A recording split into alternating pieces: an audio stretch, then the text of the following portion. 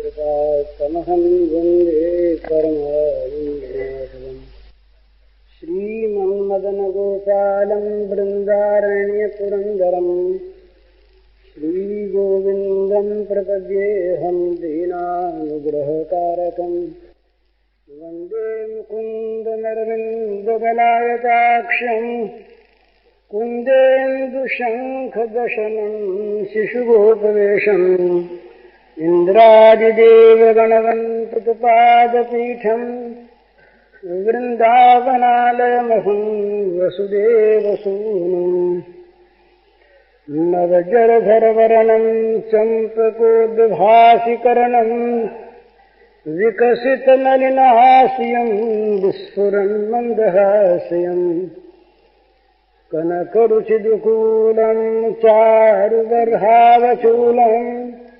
कमपि निखिलसारं नौमि गोपीकुमारम् वंशीविभूषितकरार्णवनीरदाभात् पीताम्बरागरुणबिम्बफलाधरोष्ठात् पूर्णेन्दुसुन्दरमुखादरविन्दनेत्रात् कृष्णात् परं किमपि तत्त्वमहं न जाने। श्रीहरिः अखिल चराचर विश्व के रूप में अभिव्यक्त श्री भगवान के नाते आप सबके चरणों में मेरा नमस्कार।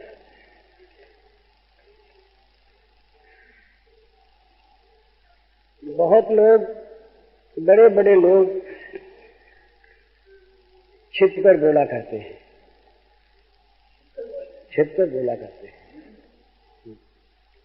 ये भगवान के अवतार भी छिप छिप कर बोले। जहां किसी दैत्य को, असुर को मारने की लीला है तो वहां तो छिपते कैसे बिचारे। पर भगवान राम जब बन के आए मर्यादा पुरुषोत्तम तो बड़े छिप छिप कर रहे, कहीं कहीं प्रकट हो गया।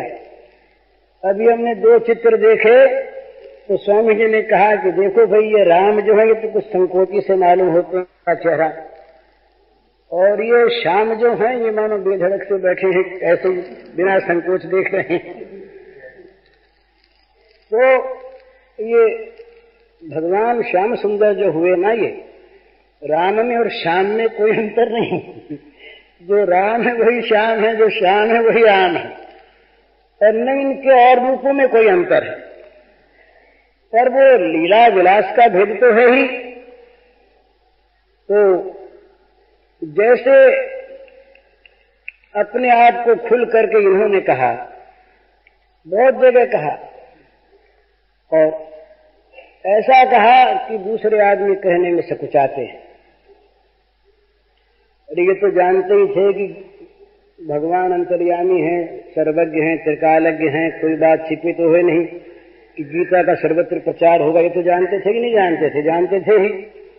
अब अर्जुन के सामने छिपा छिपी होकर के बात कही बहुत। अभी स्वामी जी कह रहे थे ना, गोपनीय।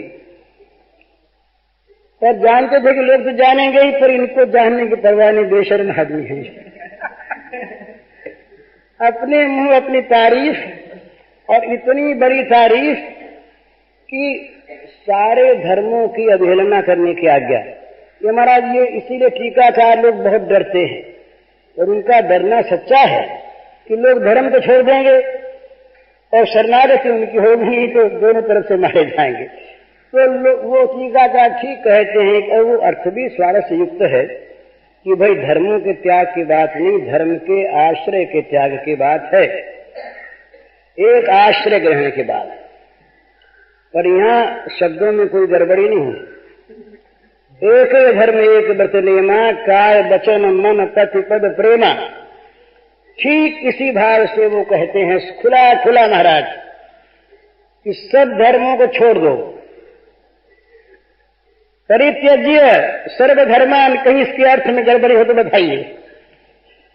सब धर्मों को छोड़कर धर्मों के रहते शरणागति होती नहीं। सब धर्मों को छोड़कर माम एकम शरणम व्रज, मेरे एक के शरण हो जाओ। एक दो नहीं। कहीं पाप वाप का भय हो मन में तो रखना नहीं, ये पाप का भय भी एक आश्रय ही है और क्या है। तो इसको मैं धो डालूंगा। तो ये बात कहाँ कही कि पहले ऐसी बात कह चुके जो कहने वाले को शर्मिंदा करने वाली। भला भला आदमी कोई कैसे कहे, 10 आदमियों में भी नहीं कह सकता, और अकेले में भी कहते बहुत सकुचाता है कि ऐसी बात कहें और कल कोई विद्रोही हो जाए तो हमारा भंडा फोड़ देगा। मन मना कर मद भक्तो मदियाजी माम नमस्कुरु, कोई बात बाकी रखी क्या? मन मुझे दे दो, सब दे दिया। बोले मन तो दे दिया पर तन सेवा। भजन का अर्थ है सेवा, भक्ति का अर्थ है सेवा। सर्वात्म समर्पण पूर्वक अपने इष्ट देव के मनोनुकूल आचरण वाला जीवन बन जाए, इसका नाम भक्ति है। तो मेरे भक्त बनो। और अब आगे बढ़े, स्थूल में और आए, मन की बात नहीं। मदिया जी बोलो पूजा वूजा की सारी दूसरी जो व्यवस्थाएं हैं सबको रख दो अलग। बोले नास्तिक बोलता है क्या? पर बड़ी मजे की बात, सबको अलग रख दो। मुझे डर लगता है, वैष्णव ने कहा संध्या वंदन भद्रमस्तु कह दिया, पर हम लोग कहें तो हमारे लिए तो पाप ही है, कहना पाप और ऐसा करना भी पाप। पर जहां पाप पुण्य की सीमा से परे पहुंच जाते वहां की ये बात गोपनीय बात।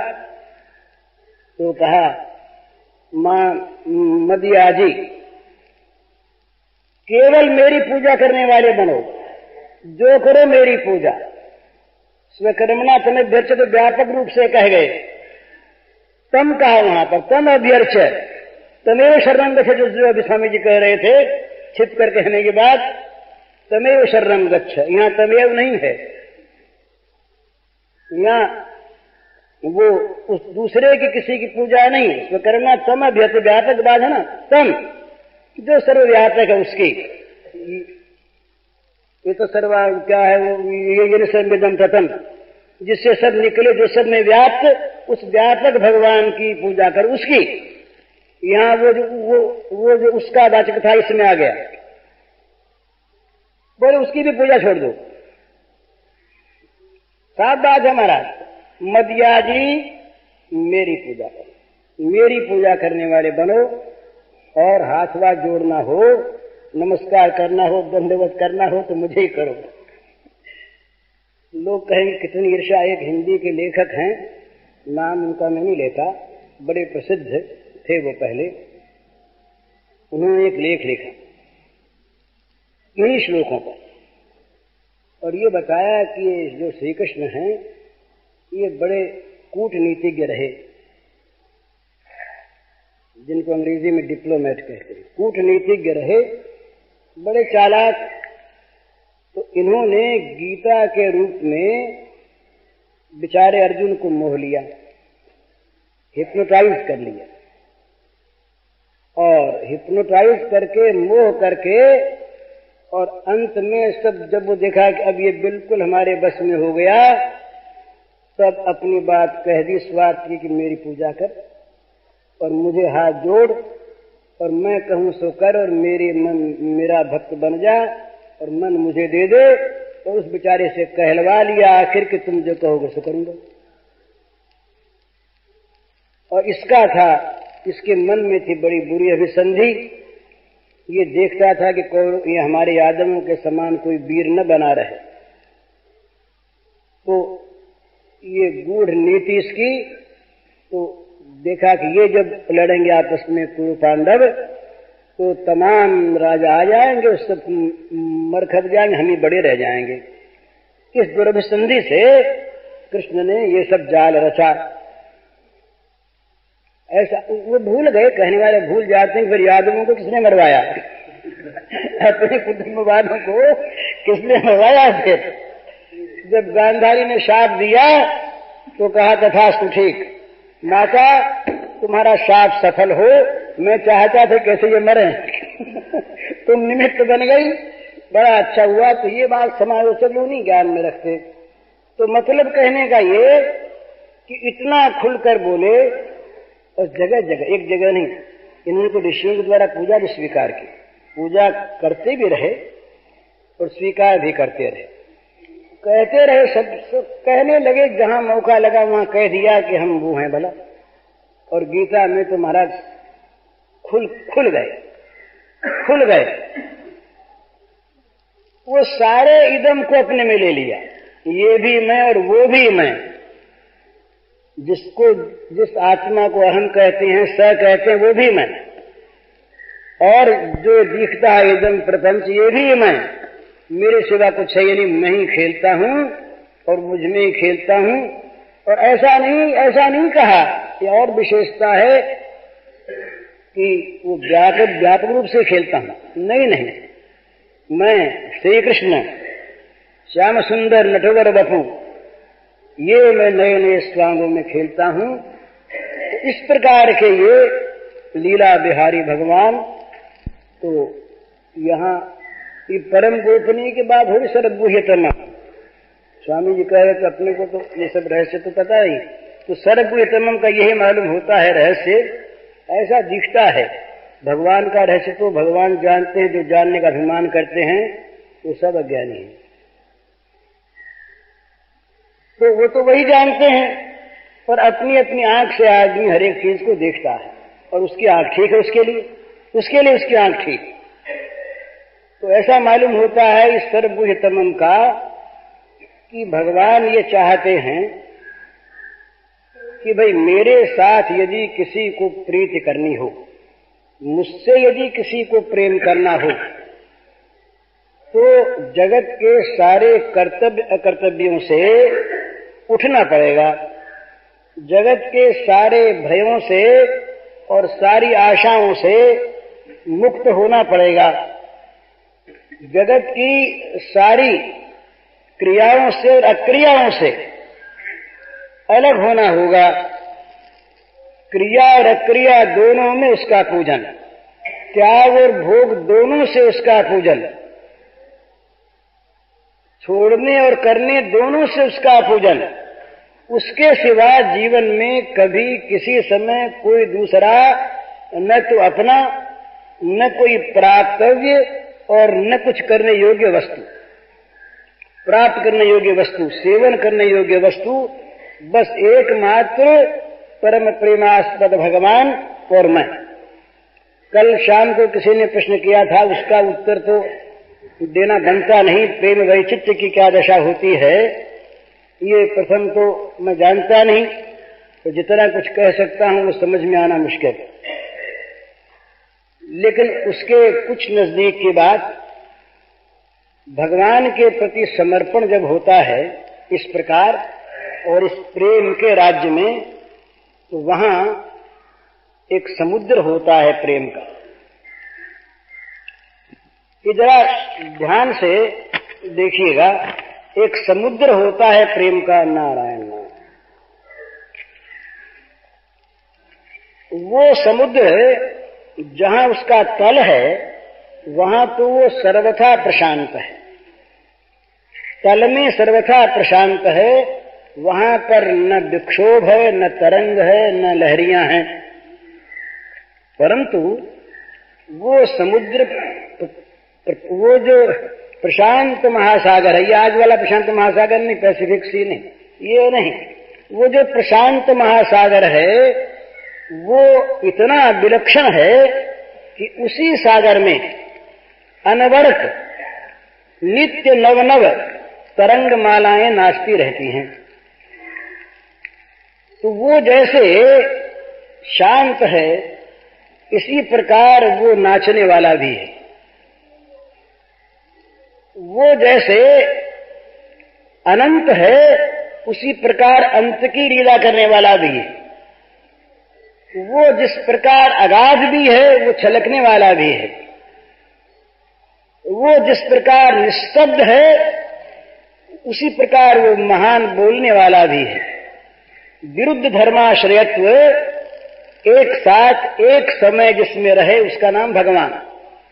इसका संकेत है उपनिषदों में, वेदों में, अनुरणीया महतो महीयान, जो बोले भी और न बोले भी, जो चले भी और न चले भी, जो खाए भी और न खाए भी, जो व्यक्त भी और अव्यक्त भी। इस प्रकार विरुद्ध धर्माश्रयत्व जिसके अंदर नित्य वर्तमान है, अमुक ऐसा ही ये नहीं कहा जा सकता, ऐसा भी वैसा भी, और ऐसा वैसा जो हमारे ध्यान में ना आवे वैसा भी। हमने ऐसा कह दिया और वैसा कह दिया तो ये भी हमने उसको बता दिया कि वो ऐसा है। हमारी बुद्धि के आकलन में जो वस्तु आ गई, ये बुद्धि ग्राह्य का अर्थ ये नहीं है कि बुद्धि में ब्रह्म आता है। बुद्धि ग्राह्य मतीन्द्रियम, ये अतीन्द्रिय ज्ञान जो है, ये जो ज्ञान होता है भगवान का, ये अतीन्द्रिय होता है, इंद्रियातीत होता है। तो वह बुद्धि ग्राह्य का अर्थ क्या है? बुद्धि ये समझती है कि वह अतीन्द्रिय है, इतना ही। बुद्धि उसकी अतीन्द्रियता का परिचय पाती है, उसके स्वरूप का नहीं। यदि प्रकृति से उत्पन्न बुद्धि उस ब्रह्म के स्वरूप का आकलन कर ले, उस बुद्धि में यदि वो रूप समा जाए, सब जगह समाया हुआ, पर यूं अगर समा जाए बुद्धि में तो बुद्धिजन्य हुए तो वाचा निवर्तन्ते अप्राप्य मनसा सह। ये श्रुति है कि जहां पर वाणी, वाचा और मन से बुद्धि भी है, मन से चित्त भी है, ये सब जहां से लौट आते हैं जिसे न पाकर, और निषेध मुख से जिसका वर्णन करते हैं, ये भी वो नहीं, ये भी वो नहीं, ये भी वो नहीं, उसका आकलन कौन करे, उसको बतावे कौन, वो किसकी वाणी में। तो ऐसा एक निर्देश कहा जाता है, ये केवल वो एक दिखाने के लिए, बतलाने के लिए कि ऐसा भी और वैसा भी, और ऐसा वैसा जो नहीं कहने में आता वो भी। इस प्रकार का जो तत्व है, वो तत्व जहां पर अपना बनकर, वो तत्व जहां पर अपना बनकर, जहां पर अपने गुणों को प्रकट करके, जहां पर अपने गुणों का अलग अवतरण करके जब लीला विलास में प्रवृत्त होता है, तो उसका नाम है श्री कृष्ण, उसका नाम श्री कृष्ण।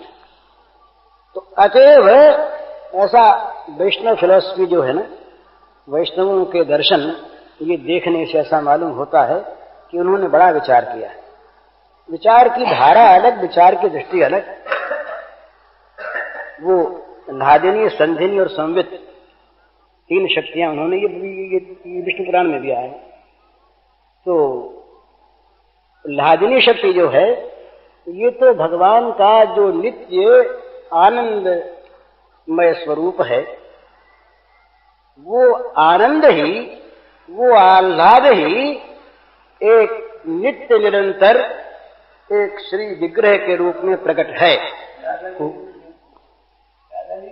हुआ नहीं, वो नित्य प्रकट है, और वो नित्य उद्वेलित है, वो नित्य उच्छ्वसित है, वो नित्य उच्छलित है, वो नित्य लीलापरायण है।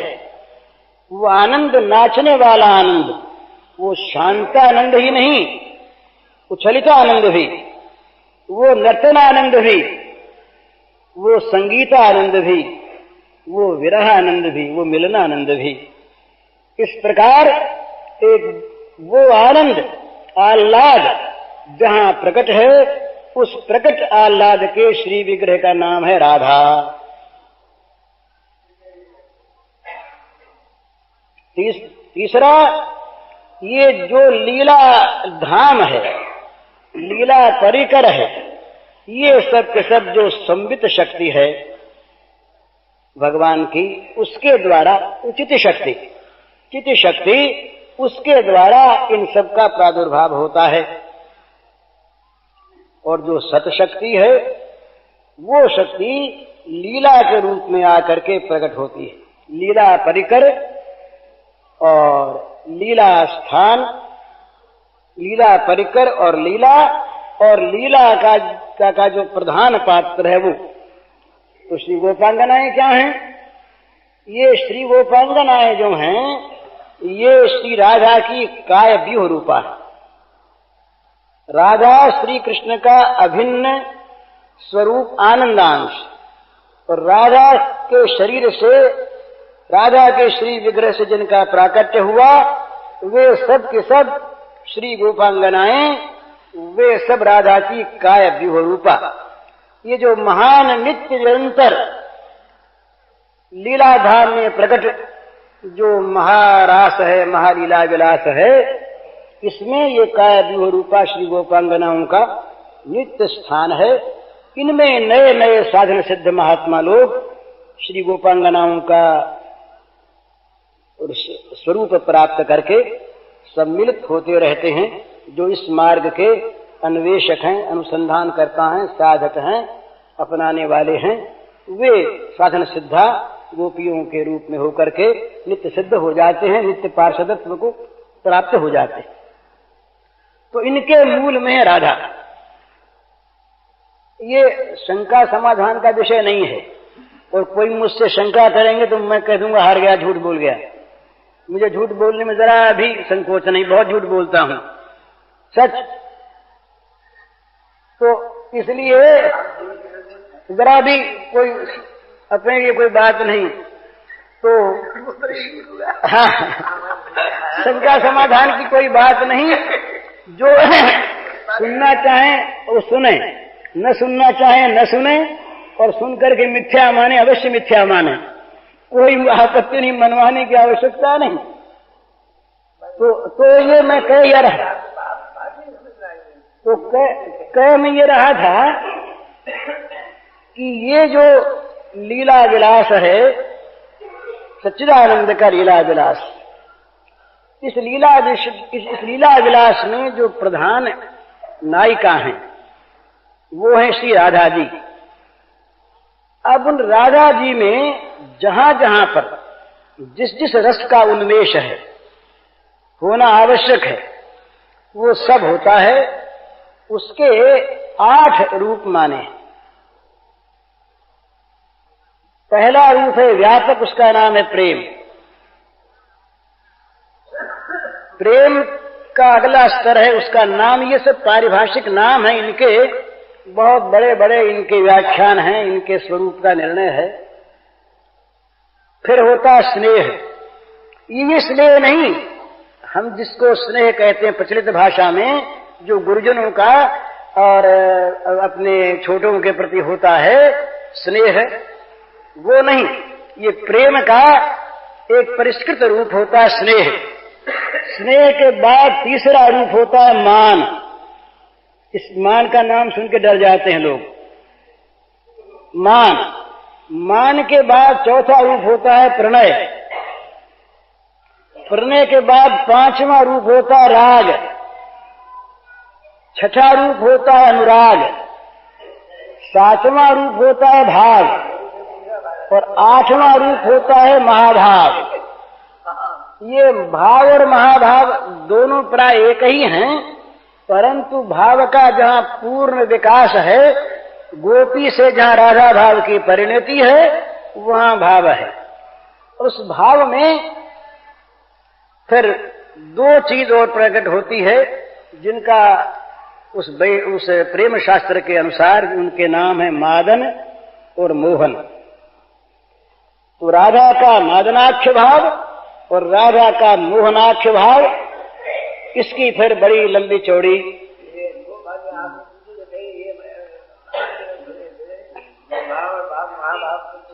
ये लंबी चौड़ी व्याख्या है इसकी, मादन और मोहन की। एक आज सुनाता हूं।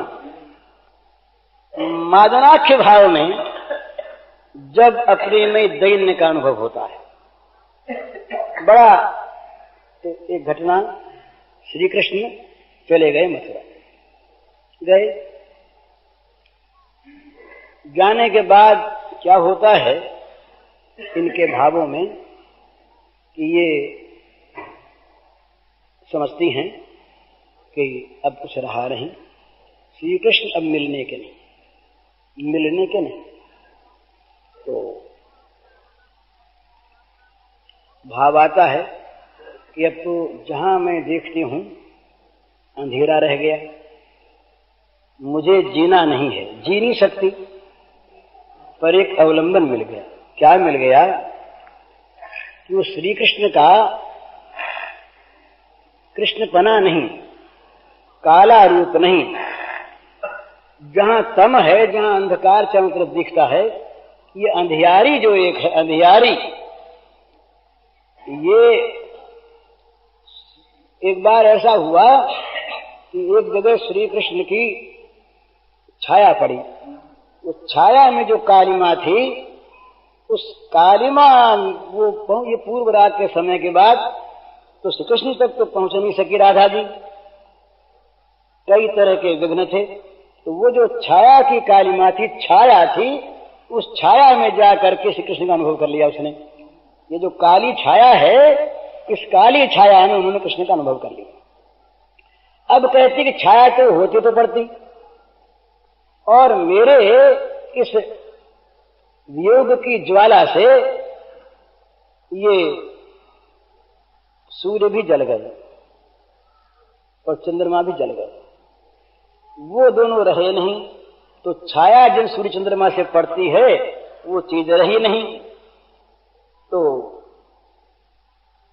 रह गया क्या? अंधकार रह गया, अंधियारी रह गई। ये अंधियारी चूंकि कृष्ण को याद दिलाने वाली अंधेरा काला, तो ये मेरे जीवन का आधार रह गया। तो इसी को लेकर मैं जीऊं। उसके बाद जब दैन्य और फूटता है, बड़ी बढ़िया बात है। वो कहती है कि हे भगवान, भगवान से प्रार्थना करती है, भगवान से। श्री कृष्ण तो भगवान नहीं है, ये तो परम श्रेष्ठ हैं। प्रार्थना करती है कि हे नारायण, हे भगवान, मेरी मनोकामना आप पूर्ण करें। जिस ओर मैं जाना चाहती हूं उससे विरुद्ध मेरा एक पैर भी न टिके। तो किस ओर जाना चाहती है ये स्वयं बताती हैं। तो कहती हैं कि मेरा तापमान बढ़ता चला जा रहा है, शरीर की मन की गर्मी जलाने वाली उत्तप्तता, शरीर का मन का तापमान इतना बढ़ता जा रहा है कि वो पास आने वाले को भी जला देगा। तो श्री कृष्ण जिस दूर देश में हैं, हे भगवान, मुझे उनसे विरुद्ध देश में ले चलो। श्री कृष्ण के समीप में मैं पहुंचूं, कभी मुझे दूर दूर ले चलो और दूर ले चलो। यदि कहीं मैं मार्ग भूल गई तो श्री कृष्ण की ओर चल पड़ी, उनके समीप पहुंची, तो मेरे तापमान से, मेरे शरीर की गर्मी से वो उत्तप्त वायु हो जाएगी, पवन उत्तप्त हो जाएगा, और वो उत्तप्त पवन उस नील कलेवर को झुलसा देगा। तो हे नारायण, ये न हो, मैं पीछे चलूं, दूर चलूं।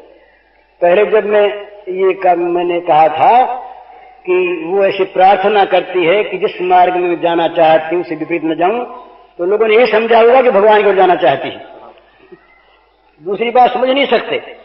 पर ये मादनाथ दैन्य का भाव है। वहां वो कहती है कि मैं दूर जाऊं, जिससे मेरे उत्तप्त अंगों की जो स्पर्श पाकर जो गर्म वायु है, वो अति उत्तप्त वायु, वो प्राणनाथ के नील कलेवर का स्पर्श न कर सके और वो सुख से रहे। दूसरी उद्भावना करती है, वो कहती है कि मैं जब चलती थी तो मेरे पीछे पीछे भ्रमरों का दल चलता था, गुनगुनाता हुआ, गुंजार करता हुआ। तो मुझे लगता है कि ये भौरे सब क्यों उड़ रहे हैं, ये भौरे सब क्यों चल रहे हैं। तो पीछे मैंने एक दिन मुड़ के देखा, तो देखा श्याम सुंदर मेरे पीछे पीछे चल रहे हैं। अब श्याम सुंदर का जो शरीर है वो दिव्य गंध युक्त है, सौरभित है, दिव्य कमल गंध है। तो उस गंध को पाने के लिए ये भौरे तमाम उड़ते जाते थे। इससे मैं समझती थी कि श्याम सुंदर मेरे साथ हैं और मुझसे उनको सुख मिल रहा है। तो तभी तो भौरे गुनगुना रहे हैं। और अब तो श्याम सुंदर गए, तो श्याम सुंदर गए तो मेरे जीवन में जो जीवन था, जो मनुष्य के शरीर को दुर्गंधि से बचाने वाला, जब मर जाता ना आदमी तो कुछ ही क्षणों में शरीर सड़ जाता है, दुर्गंध युक्त होता है। तो वो भावना करती हैं कि मेरे शरीर के जो प्राण थे वो निकल गए, ढांचा रह गया और चलता है। पर जब प्राण निकल गए तो शरीर अब दुर्गंध युक्त हो गया, सड़ गल गया। तो हे भगवान, हे नारायण, मुझ पर कृपा करो कि मैं मेरे श्याम सुंदर जहां हैं उससे इतनी दूर रहूं कि मेरे दुर्गंध युक्त शरीर के वायु, शरीर के की दुर्गंध को लेकर वायु उनका स्पर्श न कर सके, उनको दुखी न बना सके। इसलिए मुझे दूर रहना है, तो मुझे दूर ले चलो। फिर एक उद्भावना आई। उस दिन एक भाई ने संदेह किया था, एक उद्भावना आई उनके मन में कि बड़ा अच्छा तो हो गया ना, श्याम सुंदर मुझको छोड़कर चले गए, ये बड़ा अच्छा, इतना अच्छा हो गया कि जो मैं चाहती थी वो भगवान ने मेरी इच्छा पूर्ण कर दी।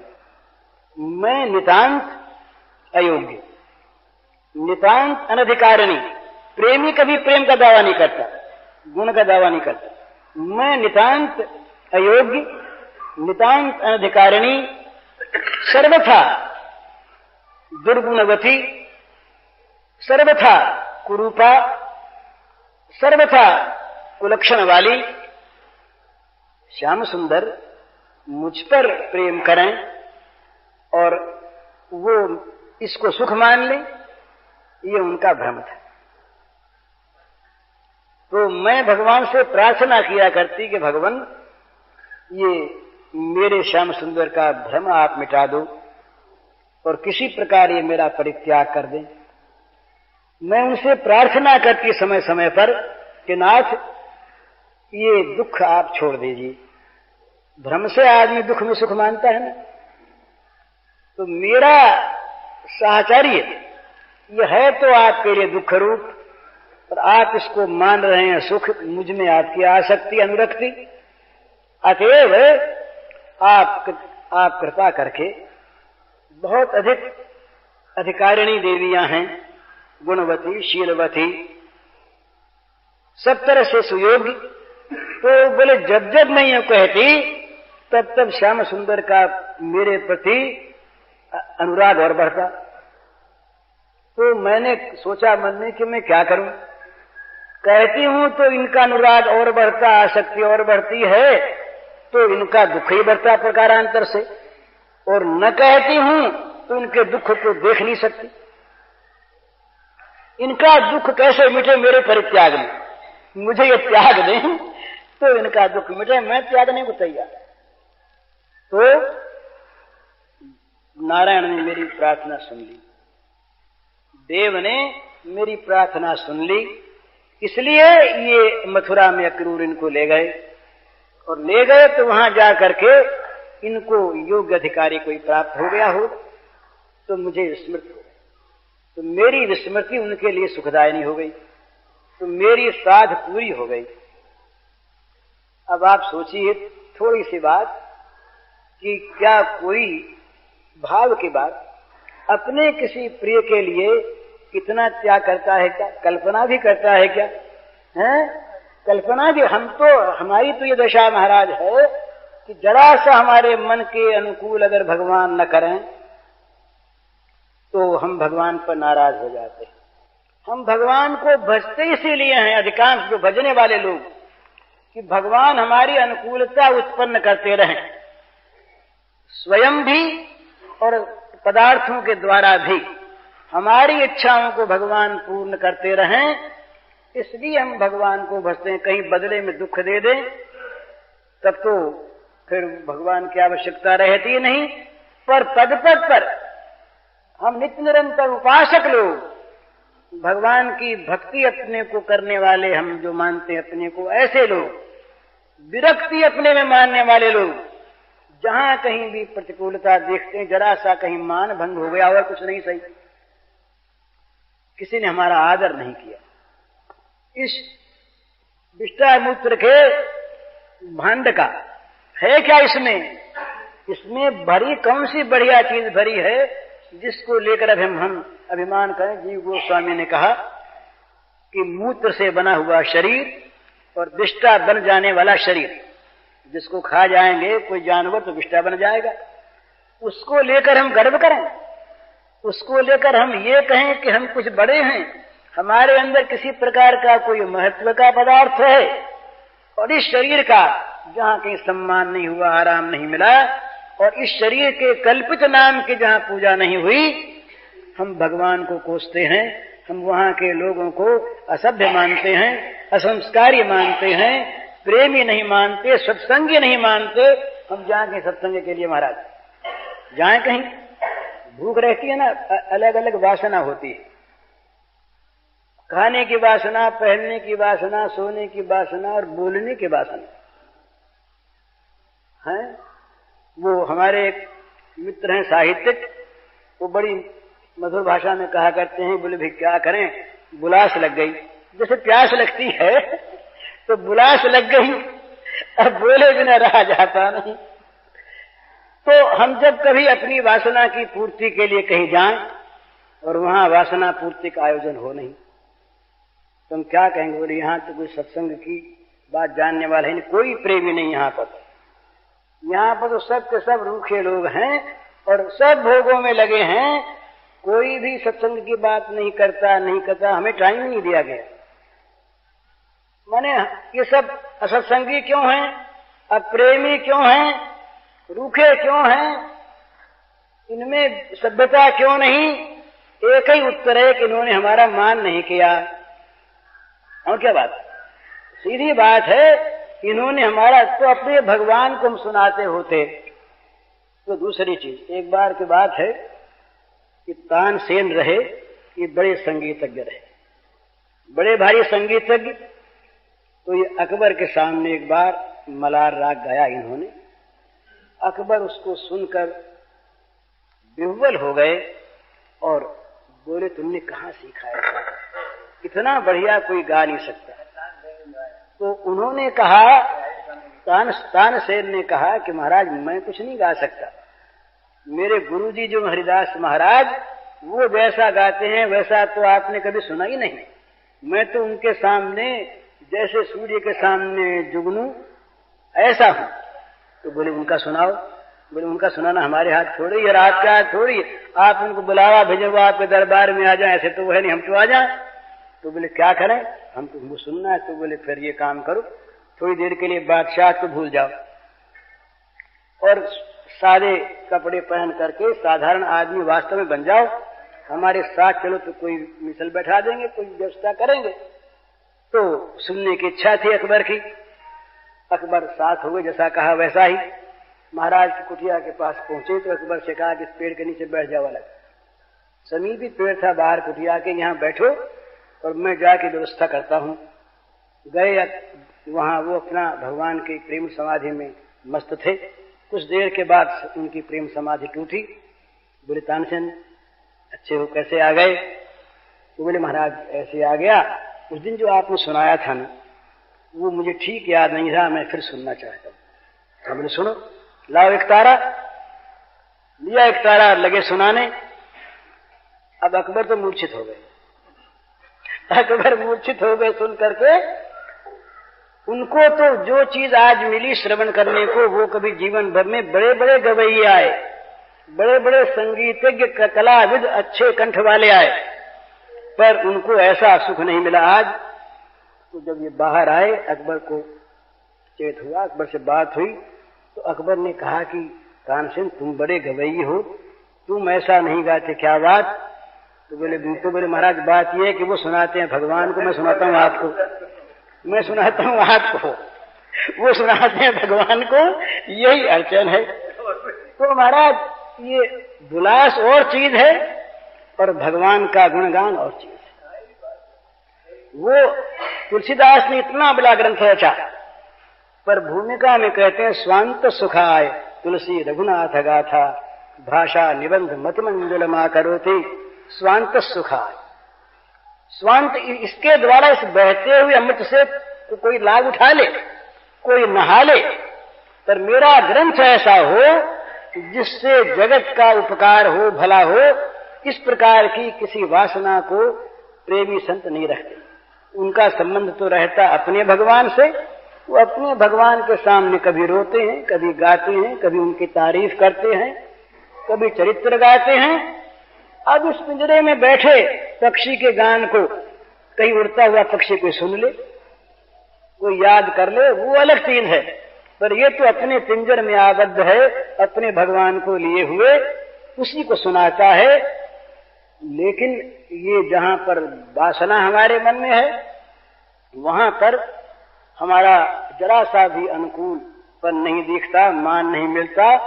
तुम भले लोगों को भी कह देते हैं कि बुरे लोग हैं, असंस्कारी हैं, असभ्य हैं, हमारा इन्होंने मान नहीं किया, हमारी बात सुनी नहीं, तो ठीक है। ये जो सुनाने जाए और उसके न सुनी जाए दुख हो ही, इसमें कोई उनका अपराध नहीं है।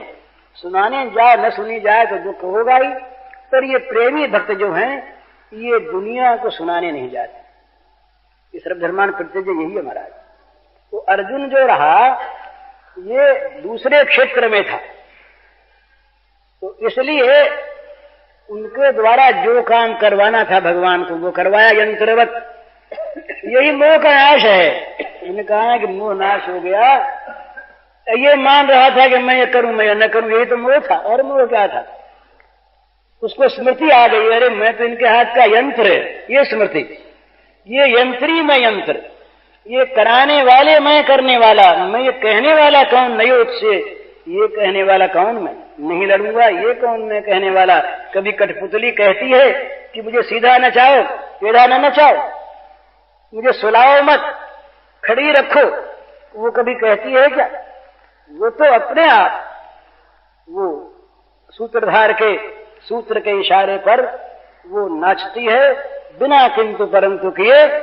तो ये स्मृति अर्जुन को आ गई कि मैं तो आया तो इस काम के लिए यंत्र बनकर, और बनने लगा यंत्री आपके समकक्ष। इच्छा बात कही महाराज, बड़ी सुंदर। ये अर्जुन की जो स्वीकृति है, इस स्वीकृति में शरणागति का मर्म है। संक्षेप में मोह नाश हो गया। ये मोह नाश हो गया कि मैं कुछ करता कराता हूं, करने कराने वाला हूं, करूंगा कराऊंगा। ये जो था मेरा मोह, मैंने अपने को स्वतंत्र मान लिया। ये शरणागति जो है ना, ये परतंत्रता का साधन है। भला भगवान के परतंत्र हो जाना ये पारतंत्र का साधन है, ये स्वतंत्र नहीं। ये भगवान की परतंत्रता को स्वीकार कर लेना, ये शरणागति है। शरणागत स्वतंत्र नहीं होता कभी। अगर स्वतंत्र है, स्वतंत्र विचार है, स्वतंत्र कार्य है, स्वतंत्र इच्छा है, इच्छा भी स्वतंत्र नहीं, तो वो शरणागत नहीं, वो कुछ अलग लिए हुए है। उसने समर्पण पूरा नहीं किया, उसके समर्पण में कुछ कमी है। समर्पण करने वाला भी नहीं रहता समर्पण में। वो समर्पक अपने आप उसमें आके बैठ जाता है, तभी वो कह सकता है ता मन मनस्का मत प्राणः मदर्थे त्यक्त देहि कहा। नहीं, मन मनस्का नहीं कह सकता। भक्त कह सकता है कि हमने आप में मन लगा दिया, हमने आपको मन अर्पण कर दिया। पर भक्त कहते हैं, वो भगवान कहते हैं उसका मन है नहीं, मेरा मन उसका मन बन के बैठ गया।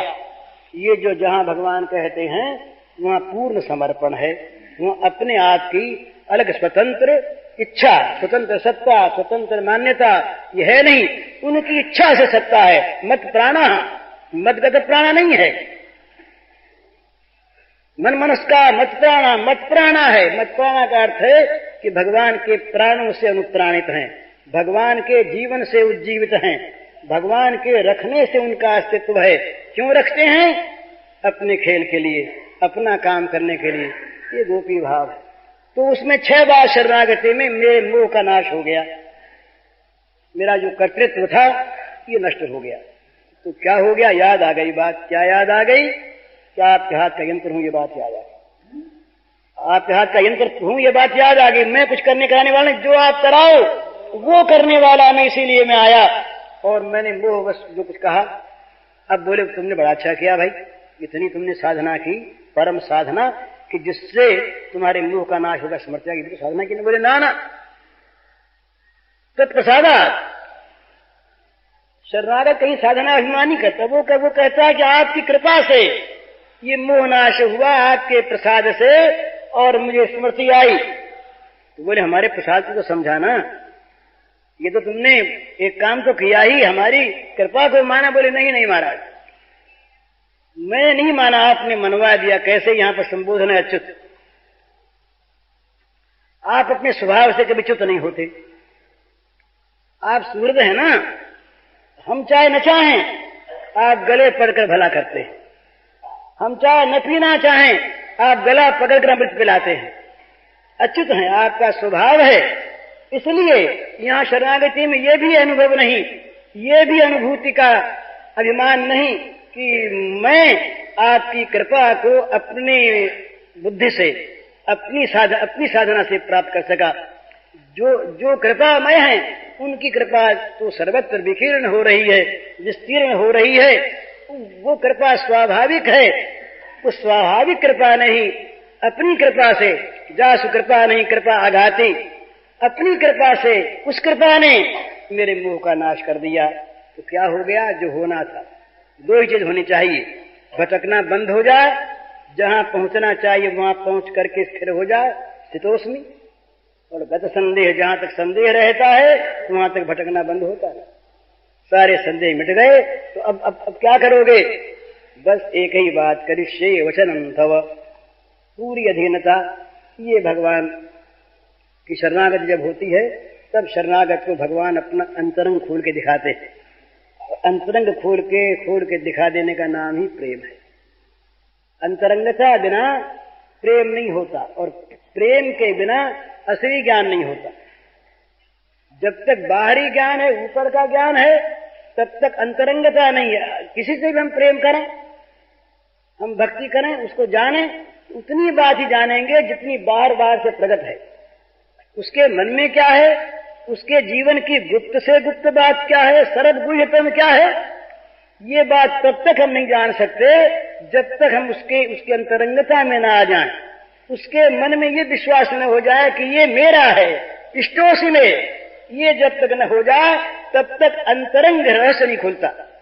वो रहस्य खोलते हैं रहस्य वाले हैं। हम तो रहस्य की कल्पना करते हैं, हम तो ऊंची से ऊंचे भगवान में कल्पना कर लेते हैं रहस्य की, रहस्य का उद्घाटन नहीं कर सकते। ये वो करते हैं जो स्वयं रहस्यमय है, लीलामय है। वही सो जाने जेह देहु जनाई, इमे विषय गुणती तेन लभ्य। जिस पर उसकी कृपा, वो जानता है, दूसरा नहीं जान सकता। तो यहां भगवान ने जनाया, थप्पड़ मार दी, पहले तो थप्पड़ मार दी।